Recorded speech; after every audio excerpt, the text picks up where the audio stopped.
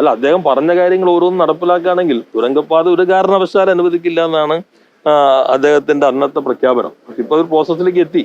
ഇനി പിന്നോട്ട് പോകാന്നുള്ള എളുപ്പമായിരിക്കില്ല. പക്ഷെ അങ്ങനെയാണോ സമീപനം? അല്ല, ചില ഗവൺമെന്റ് പ്രതിപക്ഷത്തിരിക്കുമ്പോൾ ചില പ്രശ്നങ്ങളൊക്കെ എതിർക്കേണ്ടി വരും. പക്ഷെ നാടിന്റെ താല്പര്യം മുൻനിർത്തിക്കൊണ്ട് നിലപാട് ഇപ്പൊ കേരളയിൽ എന്തായാലും കേന്ദ്രത്തിന്റെ കൂടി അനുമതിയോടുകൂടി മാത്രമേ നടപ്പിലാക്കാൻ കഴിയുമായിരുന്നുള്ളൂ. അത് അവര് അനുമതി നൽകിയിരുന്നില്ല. അതുകൊണ്ടാണ് ഒരു ഘട്ടത്തിൽ സംസ്ഥാന ഗവൺമെന്റ് തന്നെ അത് മാറ്റി മറ്റൊരു സംവിധാനത്തിലേക്ക് പോകുന്നതിന് മന്ത്രിസഭ അംഗീകാരം നൽകിയത്.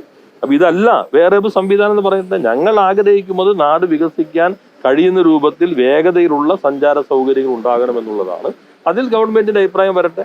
ഇതിപ്പോ ഒരു ഗവൺമെന്റിന് മാൻഡേറ്റ് കിട്ടിയിട്ടുണ്ടല്ലോ. ആ മാൻഡേറ്റ് അനുസരിച്ച് അവരത് റദ്ദാക്കിയിരിക്കുന്നു. ബാക്കി കാര്യം എന്താണെന്ന് ഗവൺമെന്റ് പറയട്ടെ. അപ്പൊ അത് സംബന്ധിച്ച അഭിപ്രായം പറയാം.